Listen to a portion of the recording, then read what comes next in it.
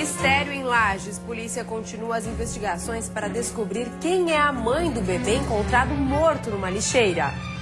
No sul do estado, os furtos de fio de cobre preocupam a Celesc. Criciúma é a cidade catarinense com maior número de ocorrências. Alerta para a falta d'água. Rompimento de adutoras prejudica o abastecimento em 4 municípios da Grande Florianópolis. Projeto polêmico, mesmo com um apelo popular contrário à medida, a Câmara Municipal de São José deve votar hoje o projeto para aumentar o número de vereadores. Destaque nacional. Mais uma vez, Santa Catarina lidera a produção de pescados marinhos no país. Por ano, são cerca de 150 mil toneladas. E no esporte, os jogos de hoje à noite pelo Campeonato Estadual. Contra o Joinville na Arena, o Figueirense busca a primeira vitória fora de casa para ficar mais perto da final. O Band Cidade desta quarta-feira já está no ar.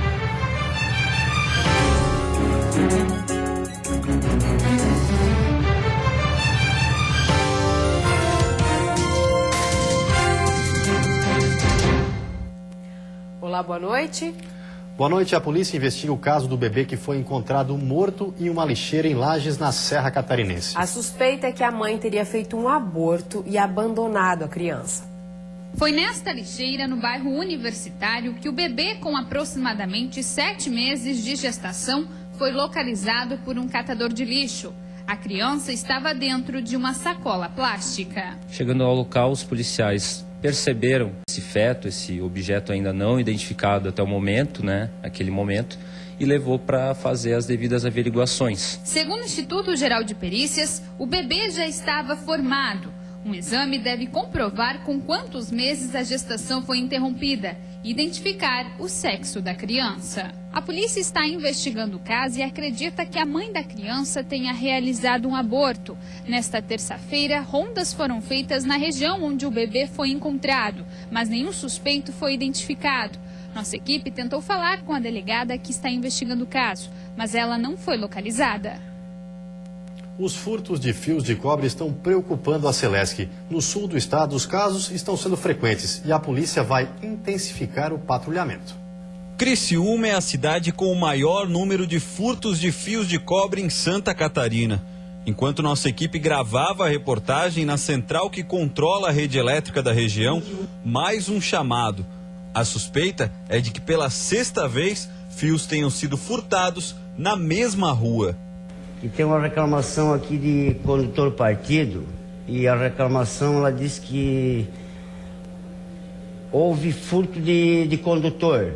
No local solicitado, foi constatado que depois de cortar o fio, o criminoso verificou que não se tratava de cobre, e sim alumínio, e acabou abandonando os cabos. Sandro é eletricista e foi ele quem fez a solicitação. Aí eu fui ali observar, vi que estava o fio cortado com as pontas energizadas. Aí eu liguei para o 0800 da Celesc e imediatamente eles já mandaram uma viatura aqui e já cortaram o fio, porque corriam o risco de alguém levar um choque, alguma coisa, Estava perigoso o local. A Polícia Militar informou que vai intensificar o patrulhamento, principalmente nos locais que costumam ser alvo dos bandidos. De acordo com a Celesc, somente em Criciúma, por mês, são roubados 2.000 quilos de fios de cobre. Além do prejuízo financeiro desse roubo de fio, um prejuízo maior é do consumidor, que fica sem energia, e também das nossas equipes de manutenção, que todo dia tem que repor fio roubado. De acordo ainda com o engenheiro da Celesc, mesmo com a parceria com as polícias civil e militar, a situação continua fora do controle. O número de resultado de polícia está sendo pequeno, porque a ação eu acho que tem que ser em cima mesmo dos receptores, não dos ladrões aí do dia a dia. A Polícia Rodoviária Federal de Tubarão apreendeu mais de 7 quilos de crack e drogas sintéticas ontem à noite na BR-101. 2 homens foram presos. Após suspeitar desse automóvel com placas de Criciúma, a Polícia Rodoviária Federal ordenou que o motorista parasse. Ao invés disso, o rapaz acelerou e tentou fugir. Iniciamos um acompanhamento tático, aproximadamente 1 quilômetro, 1,5 km à frente.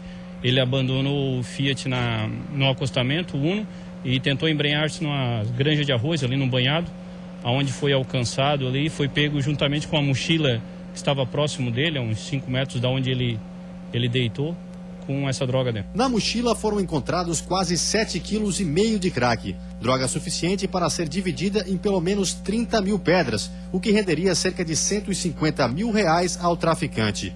Maicon Sá Fernandes, de 24 anos, foi preso em flagrante e encaminhado ao presídio regional de Tubarão. Já é conhecido dos meios policiais, ele é traficante mesmo, Criciúma, distribuidor.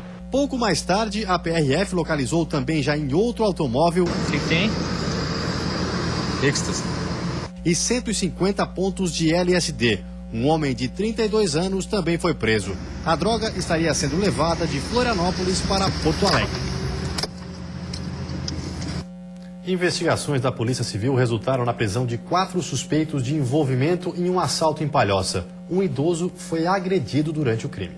Fabrício dos Santos Emílio, de 20 anos, e Luiz Felipe Trautmann, de 18, foram presos na manhã de ontem em São José.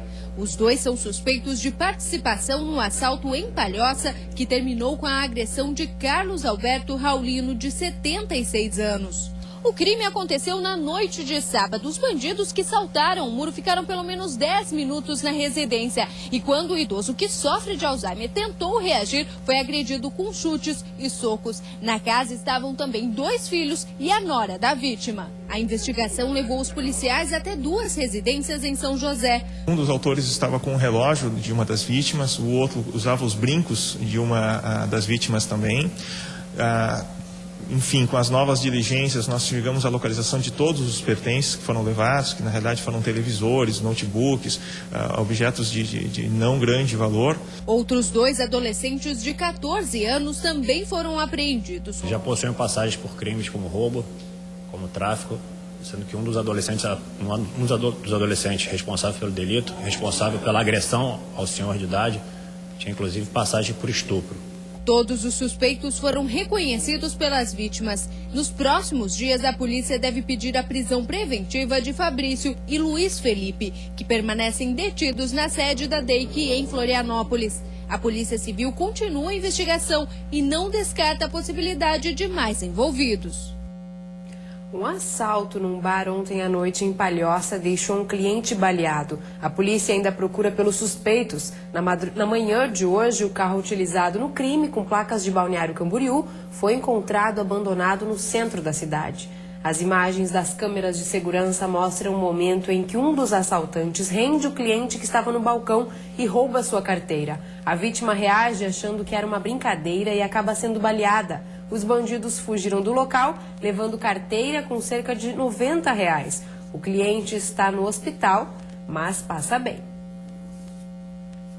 E a seguir, motociclista morre após se envolver num acidente com um caminhão no sul do estado. E deve ser aberto amanhã o inquérito do acidente que terminou na morte de 3 pessoas em Joinville no fim de semana.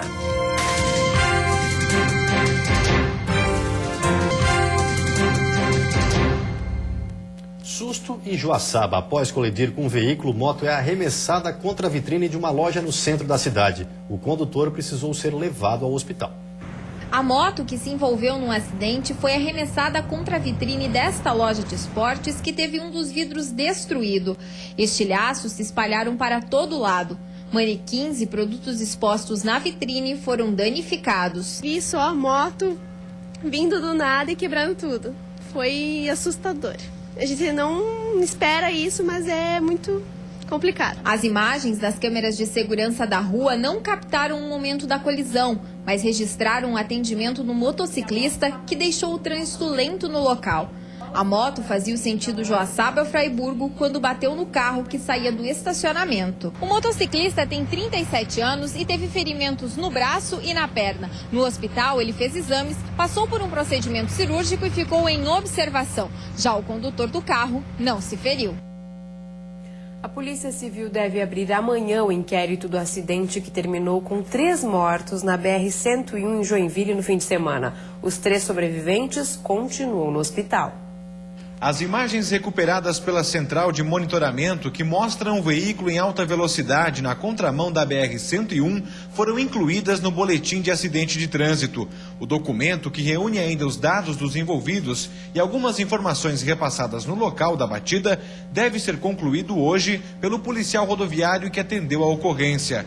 A previsão é que seja encaminhado amanhã à Polícia Civil para a abertura do inquérito. Não viram direito o que aconteceu, quando simplesmente colidiu e todo o desespero deles. Né? Nós estamos juntando alguns documentos ainda que são necessários para a conclusão do boletim, juntamente com algumas imagens da autopista, fotos do local do acidente, para que a gente feche o boletim e encaminhe à Polícia Civil. O inquérito vai ser comandado pela Delegacia de Trânsito de Joinville. Os jovens que sobreviveram ao acidente devem ser ouvidos assim que estiverem em condições de prestar depoimento. Os 3 tiveram politraumatismo e continuam internados no Hospital São José de Joinville. O estado de saúde de Cláudia Haller e Sandro Luiz Bart permanece estável e inspira cuidados. Já Fiamma Bittencourt da Silva, que apresentava o quadro mais grave, recebeu alta da UTI e foi para um leito no 4º andar do hospital. Ela está consciente e conversa com familiares. Além de tratamento aos ferimentos e lesões provocadas pela batida, os sobreviventes têm recebido acompanhamento psicológico. E em Tubarão, no sul do estado, um acidente resultou na morte de um motociclista. A colisão foi no início da tarde no bairro Morrotes. Edmilson Neves, de 40 anos, teria tentado ultrapassar um caminhão que entrava numa fábrica às margens da BR-101. O motorista não conseguiu evitar a batida, já que a tentativa de ultrapassagem foi pelo lado direito. Policiais civis sindicalizados paralisam o trabalho amanhã em Santa Catarina, das 8 da manhã às 6 da tarde. Eles protestam contra a defasagem salarial, redução do efetivo e a extinção da carreira de escrivão. Somente os casos de emergência, prisões em flagrante ou por ordem judicial vão ser atendidos. O atendimento nos Detrans e Ciretrans também deve funcionar apenas parcialmente. E a seguir, Florianópolis tem a cesta básica mais cara do país. Em fevereiro, o aumento foi de 2,49%. E no futebol, a expectativa para a terceira rodada do Catarinense. Pelo hexagonal, o Avaí tenta a reabilitação. E pelo quadrangular, o Figueirense, se vencer, dispara na liderança.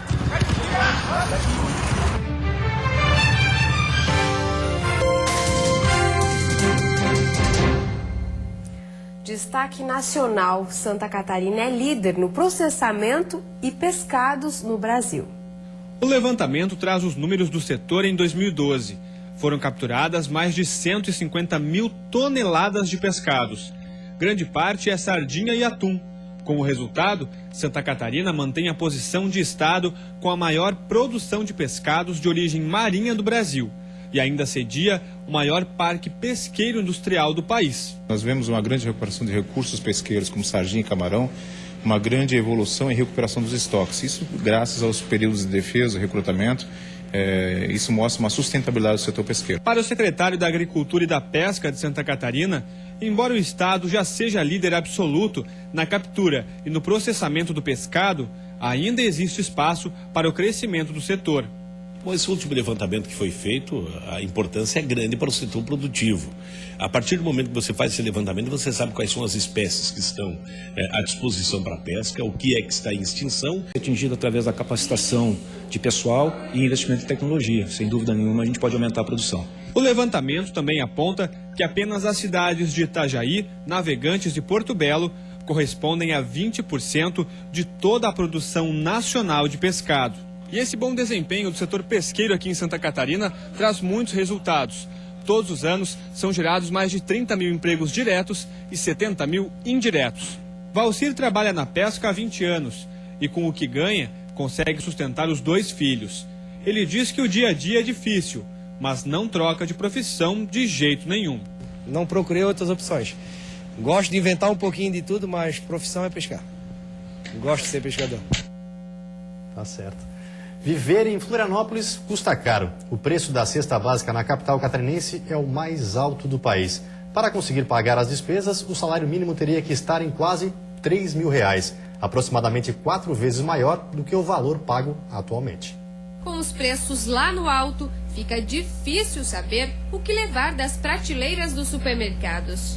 Tá muito caro, tudo muito mais caro, subiram muito.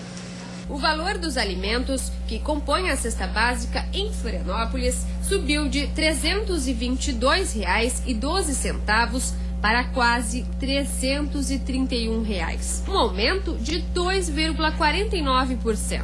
A alta de pelo menos 6 itens colocou a capital catarinense em primeiro lugar na lista com a cesta básica mais cara do país. De acordo com a pesquisa feita em fevereiro pelo Departamento Intersindical de Estatística e Estudos Socioeconômicos, o DIESE. O preço do feijão diminuiu em 15 capitais brasileiras, mas aqui em Florianópolis foi diferente. Subiu mais de 27%. O preço do tomate e da carne bovina também registrou um aumento de 22% e 15%. E não são só os itens da cesta básica que estão mais caros.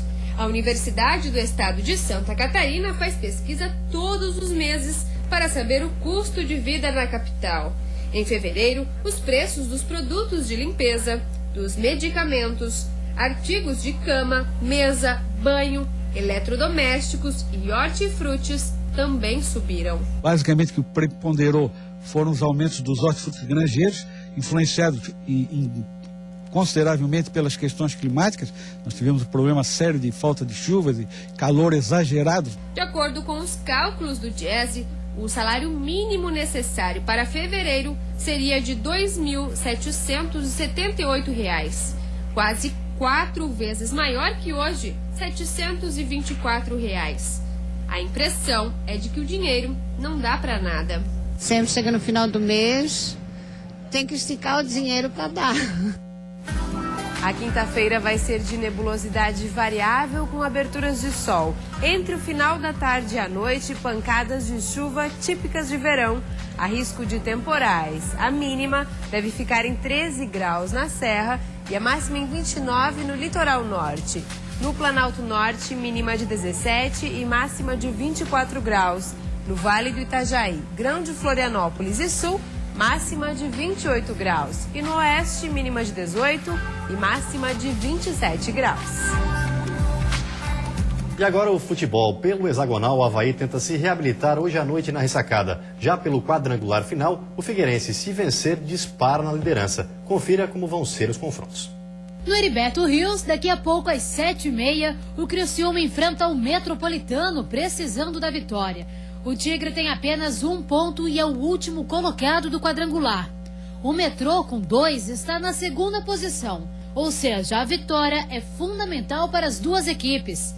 Na Arena Joinville, às 10 horas, o Tricolor, terceiro colocado, também com 2 pontos, recebe o Figueirense, que está na liderança isolada com 4 pontos. O Jack não tomou gol até agora, mas também não marcou e tem a missão de segurar o time da capital, que pode disparar na tabela se vencer. No domingo, os dois se enfrentam novamente, desta vez no Orlando Scarpelli. Pelo hexagonal, os 3 jogos vão ser no mesmo horário, 8h30. Na ressacada, o Avaí, na lanterna da competição, joga com o Juventus, que na última rodada surpreendeu a Chapecoense vencendo na Arena Condá. O time de Jaraguá do Sul está na segunda colocação com 4 pontos. Para o Leão da Ilha, só a vitória interessa na luta contra o rebaixamento. Jogo que vai testar a paciência dos torcedores. Em Ibirama, o Atlético, 5º colocado, tem uma missão complicada. Com 2 derrotas em 2 jogos, o time recebe a Chapecoense, que não vem bem no campeonato e precisa vencer para se reabilitar. O Verdão tem 3 pontos e ocupa a 4ª colocação. Em Itajaí, o líder Marcílio Dias pega o vice-líder Brusque. Um empate é um bom resultado para os dois. Em caso de vitória, o Marinheiro dispara na liderança e vai a 9 pontos. Já o Brusque, se vencer, assume o primeiro lugar.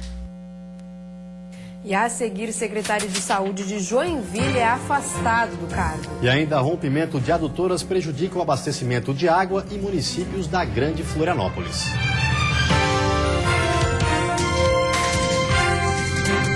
Bebidas alcoólicas nas avenidas, rodovias, calçadas, praças, campos de futebol e ginásios de esporte.